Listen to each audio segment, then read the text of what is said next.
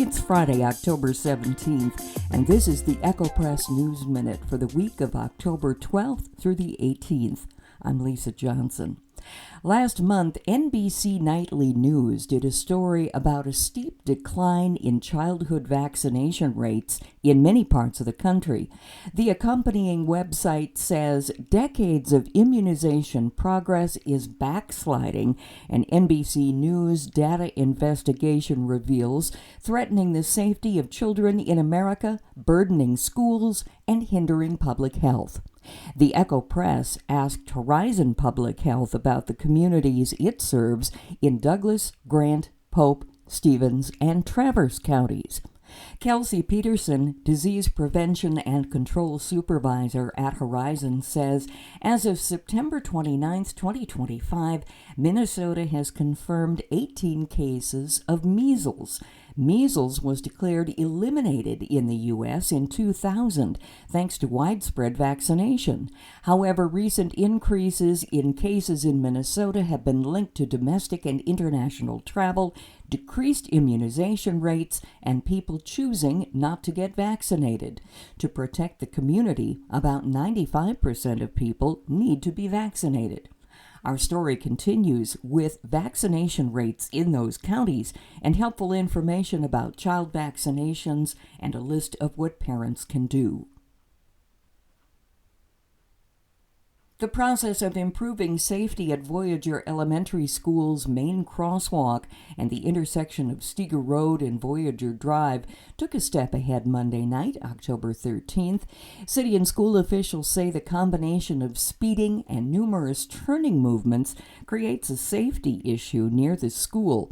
The proposed improvements consist of the removal of the excess driveways, the reorientation or squaring up of the street intersection, and narrowing Voyager Drive, providing a shorter pedestrian crossing length by limiting traffic exposure.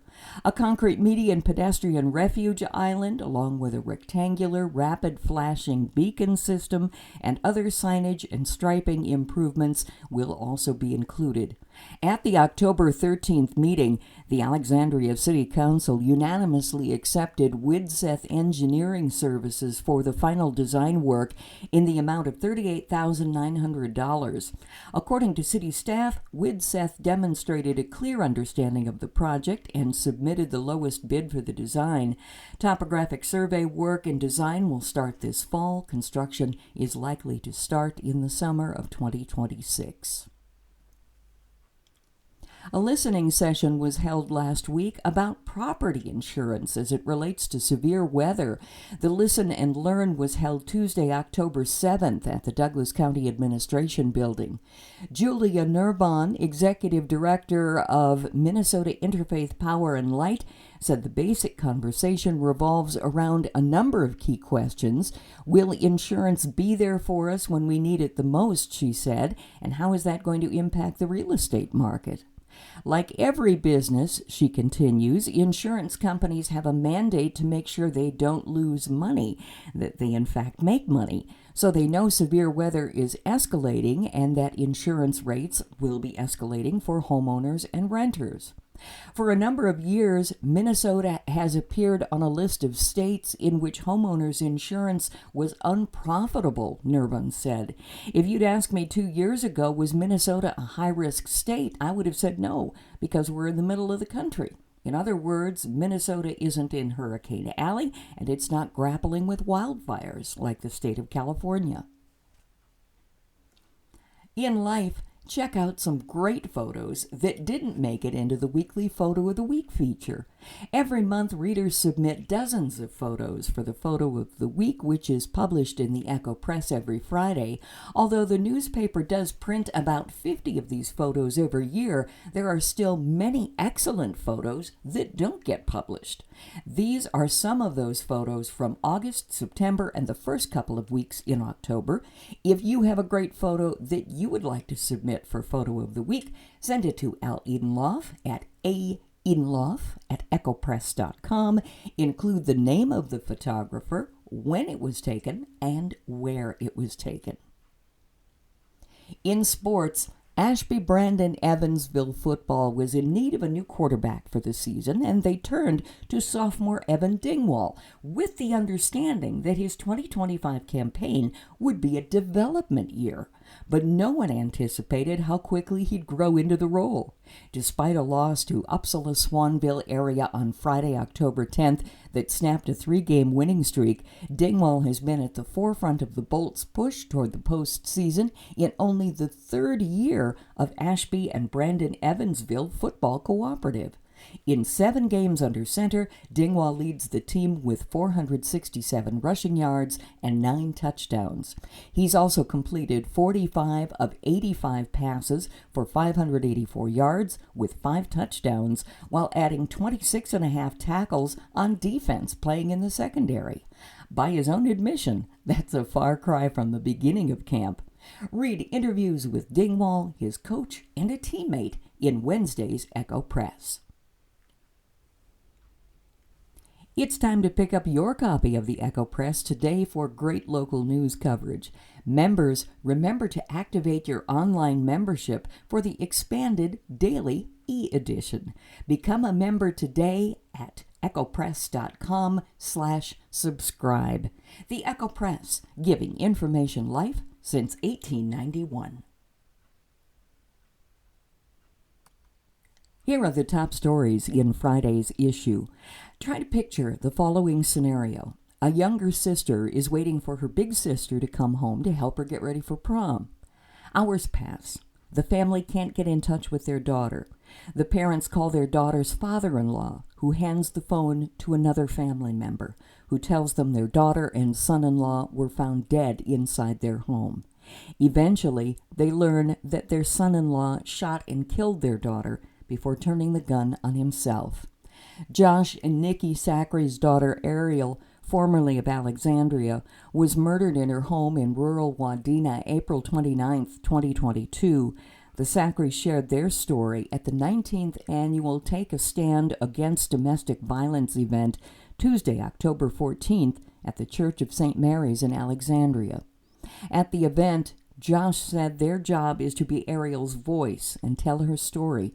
He described their daughter as a typical teenager who loved her family, her faith, and also loved working. Read more about Ariel's story in the Echo Press. Meanwhile, it was a packed house for the 25th Annual Domestic Abuse Awareness Luncheon in Alexandria on Wednesday, October 15th.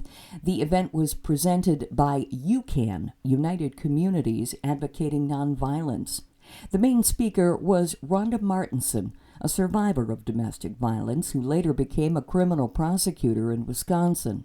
The year she graduated from high school, Martinson, who was 18 at the time, met a man in a bar, and the pair married a few months after meeting. The man soon became abusive toward her, and for the next 4 years, she experienced many frightening incidents, including threats with firearms and one time when she was forced to play Russian roulette. Martinson said, "It sounds crazy now, but it didn't occur to her to call the authorities. It just seemed like a very embarrassing situation of dealing with a troubled individual," she said. The thing that finally made her leave was the realization that her family would have to deal with what happened if she did die at her husband's hands. After she left, she went to live in a small cabin in northern Wisconsin. One night, a co-worker came over to help her set up her television set. Then, without warning, her estranged husband showed up, very drunk and very angry. You can read our story to find out what happened next. The route for the Viking Land Community Support Program's popular Halloween parade is changing. It will take place on Broadway, not Fillmore. At Monday's meeting, the Alexandria City Council approved a revised route for the Halloween parade that takes place Friday, October 31st from 4 to 6:30 p.m. Staging will now take place on 4th Avenue East and 5th Avenue East instead of at the fairgrounds. The route will run from 4th Avenue Broadway and head south to 9th Avenue. 10th Avenue and Broadway is the breakdown area. From there, participants have two options: head south on Broadway through 10th Avenue or turn east on 10th Avenue and return to the staging area via Jefferson Street. City Engineer Marty Schultz says the change will hopefully alleviate congestion from Fillmore Street to Douglas Street by keeping all parade traffic on the east side of Broadway. Halloween safety, especially on Douglas Street, has been an issue for years because it drew so many trick-or-treaters and vehicles. A couple of Osakas homeowners got a letter recently they probably wished they hadn't, notifying them that elevated lead levels had been found in their water. The Minnesota Department of Health requires cities to test the drinking water of 10 homes at random once a year for lead and copper levels. City Clerk Angela Jacobson says in the wake of the spring testing, 2 homes showed higher levels of lead than acceptable. Jacobson says city pipes are not the problem, but the spring testing did identify homes where existing lead or copper pipes are still in use and where homeowners may have issues. The city sent a flyer to residents explaining the test results and including a list of steps people can take to reduce their exposure to lead and copper in the water. They also recommend having your water tested or treated, and the Minnesota Department of Health has more information on their website. In other news from the Monday, October 13th Osaka City Council meeting, councilors are being asked by some tenants and landlords to adopt a rental housing ordinance in the city. Although it was discussed 6 or 7 years ago, Osakas has nothing pertaining to rental housing on the books. In life, when Lindsay Oren played her first escape room with her husband Nathaniel and some friends, she had no idea she would one day operate her own escape room. But that is exactly what happened.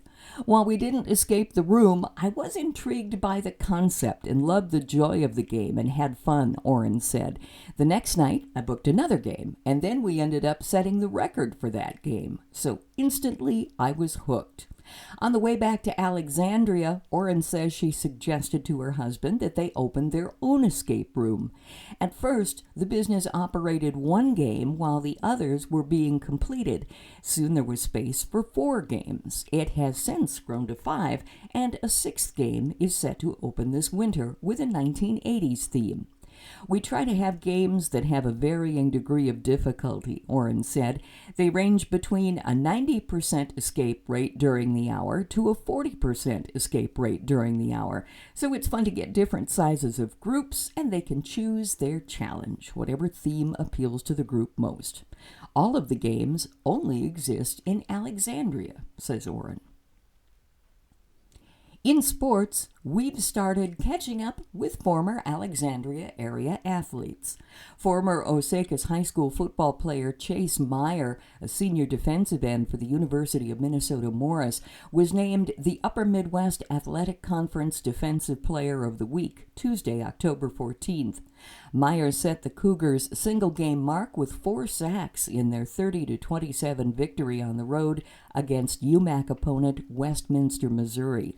It's the 5th time Meyer's been named the UMAC Defensive Player of the Week in his career, and the 2nd time this season, previously earning the honor September 9th. Our opinion page items for the week include a forum editorial about restoring law and order in the nation and Minnesota, an In the Know column from Sheriff Troy Wolberson about school security, our history column, a letter about a political rally this Saturday, an Al's Turn column about a silver hat that drew a lot of attention, a commentary from an educator in response to violent current events, a thumbs up, thumbs down editorial, and a letter about Fiddler on the Roof. I'm Lisa Johnson. This is the Echo Press News Minute for the week of October 12th through the 18th. The Echo Press News Minute is produced by Al Edenloff and Lisa Johnson. The Echo Press, giving information life since 1891.